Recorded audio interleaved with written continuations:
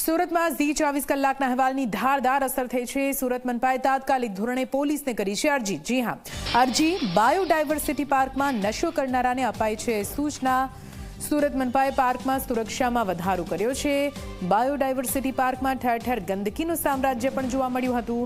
અસામાજિક તત્વોએ ફેન્સિંગને પણ નુકસાન પહોંચાડ્યું હતું। બાયોડાયવર્સિટી પાર્કમાં દારૂની પોટલીઓ, ગ્લાસ અને બોટલ પણ જોવા મળ્યા, જેને લઈને મનપા હવે એલર્ટ મોડમાં આવી ગઈ છે।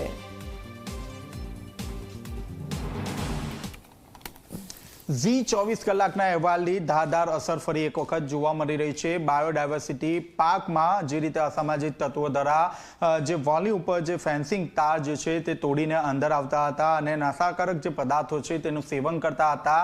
તાત્કાલિક ધોરણે આ સમગ્ર ઘટનામાં પગલાં લેવાયા છે। આપણી સાથે મેયર જોડાયા છે। જી સર, શું કહેશો? બાયોડાયવર્સિટી પાર્ક એશિયાનો સૌથી મોટો ડાયવર્સિટી પાર્ક છે। થોડા દિવસ પૂર્વે જ એનું ઉદ્ઘાટન કરવામાં આવ્યું હતું। 9 કિલોમીટર જેટલો વોકિંગ ટ્રેક છે, 13 કિલોમીટર જેટલો સાયકલ ટ્રેક છે। હમણાં જ અમે ટેન્ડર પણ બહાર પાડ્યું છે। પીપી તો આખું ગાર્ડનનું વ્યવસ્થિત મોનિટરિંગ થાય અને પોતે સાચવે। આપને વાત કરું, થોડા દિવસ પૂર્વે જ કંઈ ગેરકાયદેસર પ્રવૃત્તિ અમુક વ્યક્તિઓ ફેન્સિંગ તોડીને કરી જાય છે।